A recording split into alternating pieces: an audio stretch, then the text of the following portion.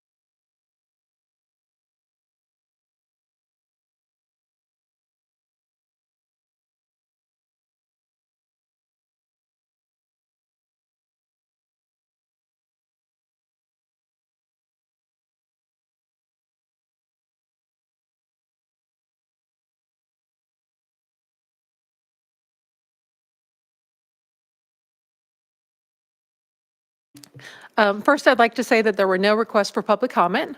Our first item for the agenda is the consent agenda, items 1 through 10, which have been reviewed and recommended for approval by commission staff. Properly second. Any discussion? Hearing none, let's take a vote. All those in favor say aye. Aye. Those opposed say no. Items approved. Next item, please. The next item is for the University of Tennessee, and we have President Randy Boyd here to present these two items. All right. President Boyd. Good morning and Happy New Year. To you as well. Chairman, members of the Commission, the University of Tennessee has two items for your consideration today. The first project, which, by the way, we're very thankful for the General Assembly and the Speaker's support on, is on page 4, is a request for an approval of a revision in the project funding and scope for the chemistry building in Knoxville. This request reflects the project moving beyond the planning phase and into construction of an early bid package for site work. We request your approval. Motion on the item. Properly moved. Properly second. Any discussion? Hearing none, let's take a vote. All those in favor say aye. Aye. Those opposed say no. Items approved. Next item, please. Great, thank you. The second project on page 5 is a request for an approval of the early design phase as presented by Hastings Architecture and Design, LLC, for the Melrose Hall replacement in Knoxville. This project will provide a new facility for classrooms and academic support services. We request that David Bailey be allowed to make the presentation on behalf of Hastings Architecture and Design. Subsequently, we request your approval. All right. Mr. David? Bailey, come forward, please. Welcome. Thank you, President Boyd, and thank you, members of the State Building Commission.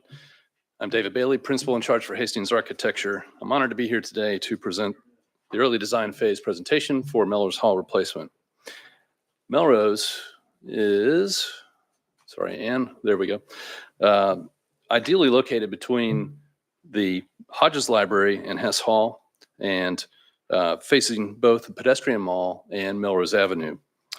The central campus position makes it the perfect location for a student success center, which contains spaces such as classrooms and collaboration areas, testing and tutoring spaces, and veteran services. Adjacent buildings within the humanities district represent a mix of styles that were constructed between the mid-1960s and today. The new building enlivens the Hodges West Library entrance and frames the library plaza. The project also revitalizes the courtyard facing Hess Hall, a student's residence hall, creating a more functional and engaging space. With the majority of UTK students passing the site daily and a main entrance facing the pedestrian mall, the location is prime and enhances student success and engagement. The design solution reflects a combination of collegiate Gothic styling and the architectural influences of the humanities district. The new building integrates seamlessly into the site's dynamics, addressing grade changes and the surrounding context. The north wing at the right here and the Vol Study Pavilion at the left frame the library plaza and pedestrian pathway. Key building materials include the campus brick blend, metal panels, and a high-performance glazing. Green roofs are used strategically to manage stormwater runoff and reduce off-site costs and fees. The first floor, shown here, navigates 7 feet of north to south grade change, with the student common space as its centerpiece. Classrooms, coaching, study spaces, and veteran services activate this level.